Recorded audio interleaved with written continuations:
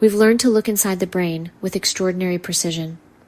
We can measure electrical signals, track blood flow, and watch entire regions light up in real time.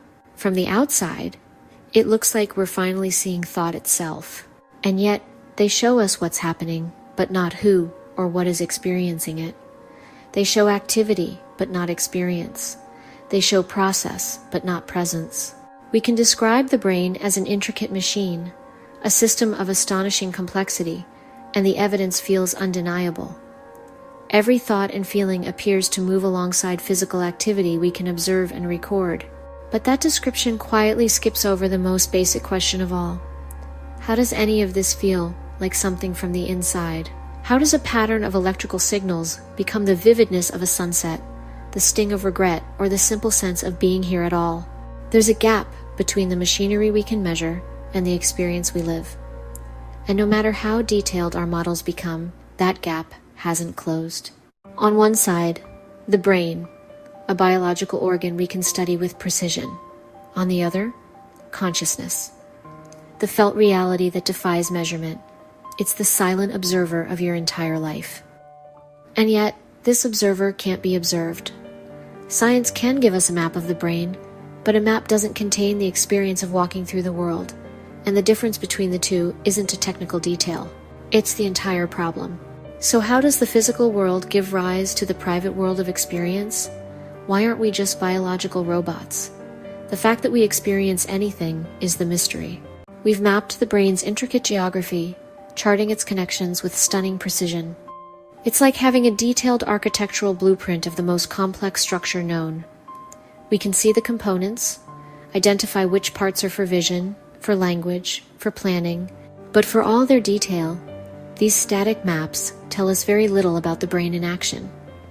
A blueprint of a concert hall can't convey the sound of the orchestra. To understand consciousness, we need to see the brain at work. We need to move from the static blueprint to the dynamic, living process. We have technologies that can watch the brain think. Or so it seems.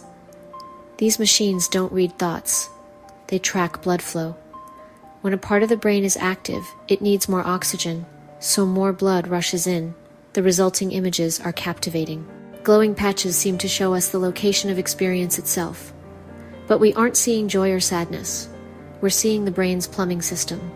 It's an indirect measurement, a shadow cast by the real event. The language of light and shadow spoken by our machines isn't the language of subjective experience. It's a translation, and something essential is lost. We can listen to the brain's electrical chatter. By placing sensors on the scalp, we pick up the rhythmic waves of electricity from millions of neurons firing in unison. We see the brain's rhythm shift the moment a person is startled. But we're measuring electrical voltage, not the experience.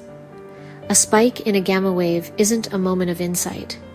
It's the electrical shadow the insight casts. This is the gap where the ghost in the machine seems to live. Our tools are stuck on the outside, measuring the vibrations, while the experience itself remains securely inside. When you feel happy, we see a pattern in your brain. When you focus, we see another. The link is undeniable. The correlation is so tight that it's tempting to assume they're the same thing. We talk about love circuits and attention networks as if the feeling itself lives in the tissue, but correlation isn't causation. A rooster crows as the sun rises, but the crow doesn't cause the sunrise. The two events move together, yet one does not produce the other. So what is the brain actually doing? Is it generating consciousness? Or is it something closer to a receiver, translating an underlying process into experience? The data itself doesn't force an answer. It only shows us that the two are deeply linked. The conclusion we draw is still an interpretation, and the interpretation remains an open question. Imagine a neuroscientist who has never experienced color, not because she's incapable of seeing, but because she has spent her entire life in an environment without it. She has normal vision. She simply has never seen anything but black, white, and shades of gray. Despite that, she knows every physical fact about color. She understands wavelengths, optics, neural pathways, and exactly what happens in the brain when someone sees red. She can look at a brain scan and know with certainty that another person is seeing a red object, Now she steps outside for the first time. If we show her a red tomato, does she learn something new? It seems she does. She learns what it feels like to see red. This suggests that even a complete physical description of the world leaves something out, the experience itself. We've drawn a detailed map of the brain. We can correlate its physical patterns with subjective reports, but it's still just a map. It isn't the territory. The lived experience of being conscious isn't found there. Science seeks a third-person account, but consciousness is private, known only from a first-person perspective. So what is the relationship between the patterns we measure and the experiences we live?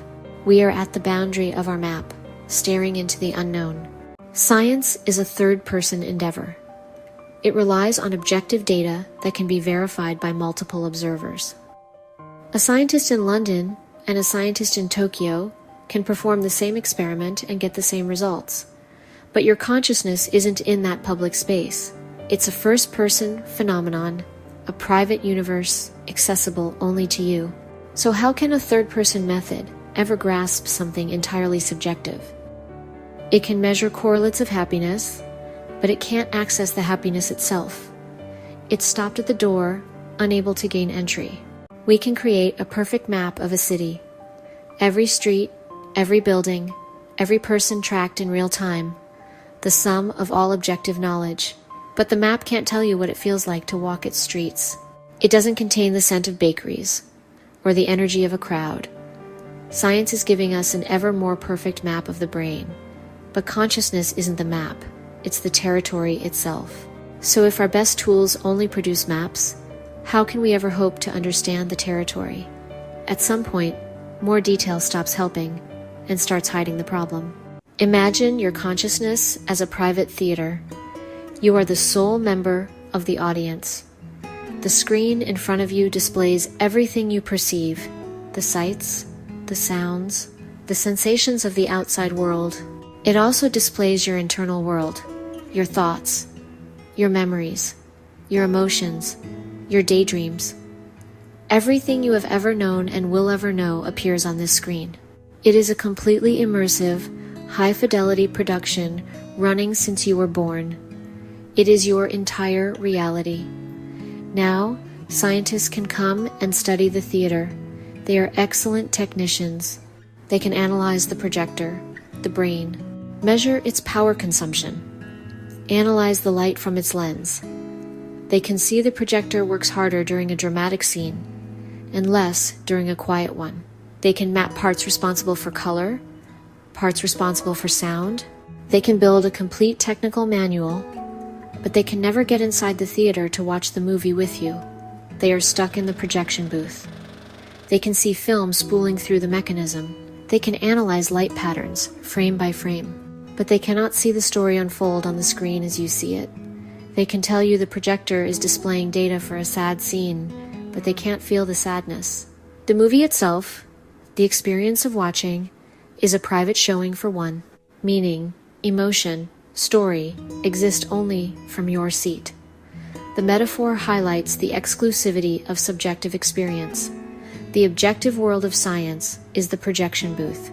The subjective world of consciousness is the auditorium. There is a wall between them.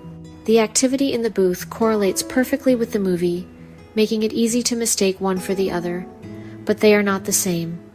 One is a physical mechanism, the other is an experience. How does that whirring projector give rise to the breathtaking, colorful, meaningful movie of your life? Consider the taste of a strawberry. You can describe its chemistry, its effect on the brain, every physical detail. But that isn't the experience. There's a raw quality, a what it's likeness, that can't be shared. This subjective character of experience slips through the net of physical explanation. The hard problem isn't explaining brain processing, it's explaining why processing feels like anything at all, and no amount of additional data has closed that gap. Or consider someone who sees an inverted color spectrum. Your red is their blue, your green, their orange. But they learn to call a fire truck red, even though their private experience is what you'd call blue. They function perfectly. Their language is normal. Even their brain scans would show nothing unusual. All the objective data is identical, and yet their subjective world is completely different and utterly undetectable. Every attempt to study consciousness from the outside runs into the same wall.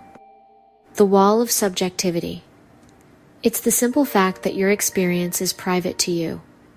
Science can describe the bricks, but it can't get over the wall. An objective method can't access a subjective phenomenon. Consciousness remains a black box, full of a light only the person inside can see. So is it a blind spot in our worldview, or a clue that the worldview itself is incomplete? On one side, the physical world, a world of atoms and energy, governed by cause and effect. On the other, the internal world of subjective experience, a world of color, sound, and emotion, known only from the inside. We assume that once our map of the brain is detailed enough, the mystery of experience will evaporate. But the gap persists. Knowing every detail about the dance of neurons doesn't get us closer to understanding how that dance feels. What if the gap isn't an illusion? What if our model is simply incomplete? The standard model of physics is a stunningly successful description of the universe. But its equations are silent about our inner world. There's no variable for awareness, no term for subjective experience. It's a theory of the objective, and it can't account for the qualitative feel of what it's like to be. So what if consciousness isn't something that emerges? What if it's a fundamental property of matter itself? Perhaps experience was never separate, but woven into the very fabric of the world. Let's set aside such radical ideas for a moment and return to the brain. Brain as a biological computer, a network of billions of neurons connected by trillions of synapses. Information flows through this network, processed and transformed at every step. This model explains how we learn, remember, make decisions. We're building artificial neural networks that mimic this structure. They perform astonishing feats. They drive cars, diagnose diseases, create art. Yet no matter how complex they get, they show no signs of becoming conscious. They can simulate intelligence but have no inner life. They can process data about the color red but they don't see it. This raises a crucial question. If consciousness is information processing in a network, why haven't artificial networks woken up? What special ingredient does the biological brain have that silicon lacks? Greater complexity, or fundamentally different wetware? Some speculate the answer lies in quantum processes inside the brain. Quantum mechanics, the strange theory of the very small, a world of probabilities, uncertainties, interconnectedness. Perhaps consciousness is a quantum phenomenon, not merely classical information processing. The brain might be a kind of quantum computer, harnessing delicate, bizarre quantum properties to generate subjective experience. This idea is highly speculative and controversial. Most neuroscientists say the brain is too warm, too wet, and too messy for delicate quantum effects to matter. And even if quantum effects occurred, it may just move the mystery from classical computation to quantum computation. The ghost in the network remains, machine present, feeling still an enigma. The standard story says consciousness is a recent accident. It ignited in the brain after billions of years of mindless evolution, an island of awareness in a dead cosmos. But an alternative turns this story on its head. What if consciousness isn't the end point, but the starting point? What if the potential for experience is woven into the fabric of reality? We aren't an island, but a coherent eddy in a universal ocean of experience. Another way to frame these possibilities is through the analogy of a radio. The conventional, materialist view, the brain is like a radio that creates its own music. Those parts work together to generate the sounds we hear. If you change the circuitry, you change the music. If you damage the radio, the music stops. The music is entirely a product of the physical object. So, brain equals radio, consciousness equals music. This is the brain as generator model. But there's another way to see it. The brain could be like a radio that receives a broadcast. The radio itself does not create the music. It acts as a receiver, a transducer. Its job, capture a signal that already exists and translate it into sound. Circuitry still matters. Well-tuned radio equals clear music. Damaged radio equals static or silence. The physical state correlates with music quality, but the music can have an independent origin. It comes from a broadcast tower somewhere else. Brain equals receiver. Consciousness equals signal. The brain picks it up, filters it, localizes it into your experience. What we measure with scanners are the receiver's electrical processes. That explains the tight correlation between brain states and conscious states. Damage the brain, you damage the receiver signal lost or distorted. The signal itself could be a non-local field, independent of any single brain. This brain as receiver model is speculative, departing from mainstream science. It opens new questions. Where does the signal come from? What is its nature? But it has an advantage. It avoids the impossible problem of matter creating experience. Here, experience is fundamental. The brain's job is to let the light of consciousness shine through. The hard problem becomes one of transmission and reception. The simple idea that the brain makes the mind like a factory makes a product is beginning to crumble. The more we learn about the brain's machinery, the more miraculous our own awareness seems. We've assumed the physical world is fundamental, and consciousness is a property that arises from it. But what if it's the other way around? What if consciousness is fundamental, and the physical world arises within it? This isn't an answer. It's a radical reframing of the question, returning us to the inexplicable fact of our own experience. We can see the brain. We can measure its rhythms and map its connections. Our tools give us a perfect map of the territory, but they can't capture what it feels like to walk that land. They show us blood flow, not joy. The data only shows a correlation, an intimate dance.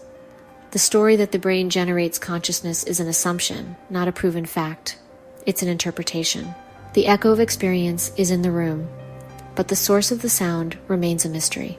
The central question isn't about the brain's mechanics. It's much simpler. Why is all that physical processing accompanied by an experience at all? Why does it feel like something to be alive?